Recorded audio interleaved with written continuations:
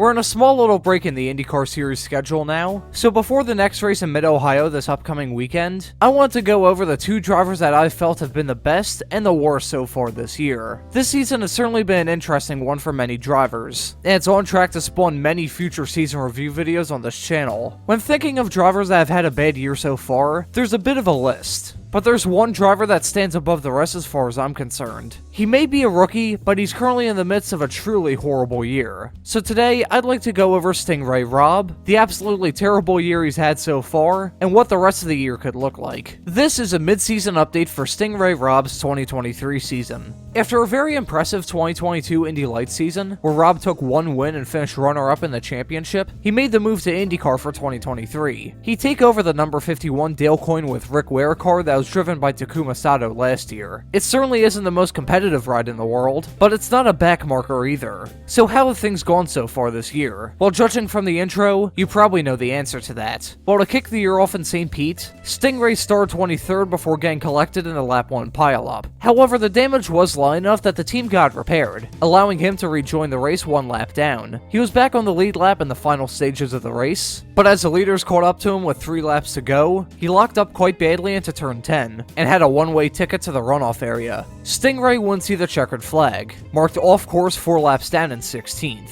Texas was a mixed bag as well, as he started 23rd again, and crashed hard on lap 210. It wasn't all doom and gloom, however, as he did lead a lap, his first and so far only lap in the lead of an IndyCar race. Long Beach was a total nothing weekend, as he started 21st and finished 18th. However, as of this video's release on June 28th of 2023, it still is only top 20 finish. Sure, he was classed in 16th in St. Pete, but he didn't actually finish, so I won't count that. Barber followed, where another 23rd place start converted into another DNF after an engine failure coming out of the chicane. Following this came a completely god-awful month of May, starting at the Indy Road Course, where from a 22nd place start, he overshot turn 7 and took out his teammate David Malukas on lap 1. Then, after being involved in the last row shootout during qualifying in Indy, Stingray Robb essentially crashed all by himself in the race proper, but still spent the next few days trying to pin the blame on Graham Rahal. He was almost immediately upset and started pointing fingers, which wasn't the right way of going about it. He also said in an interview afterward that, quote, "I've had too many learning experiences this year. I'm sick and tired of it," which is a part of something I'll address later. The last 2 races for Stingray have been pretty bad as well, ending the races in 22nd from starts of 25th and 26th. He was also involved in multiple incidents throughout the weekends in Detroit and Road America. Stingray Robb currently sits 27th in the points, the last of all full-time runners. He also leads the series in DNFs at 5, has an average start of 24.1, and an average finish of 23.7. So to put it lightly, it isn't the start of the year that both Stingray and the team were looking for, and it would be his likely frustration which has led to the amount of mistakes he's made, along with a general bad attitude he's shown at times. The interviews he gave after the Indy crash were especially cringeworthy. In my time doing racing broadcasts, I've had some less than ideal interviews, but if I had a driver seem as fed up as Stingray Robb has seemed at points, I wouldn't look forward to interviewing him. He seemed very Sebastian Saavedra-esque so far, fast in Indy Lights, but accident-prone and woeful in IndyCar. He's become the jester of the IndyCar grid, being talked about more online as a butt of a joke than anything else. It's unfortunate. So what does the future hold for Stingray Robb? Well, for the Stingray Robb fans in my audience, I fear the news isn't great.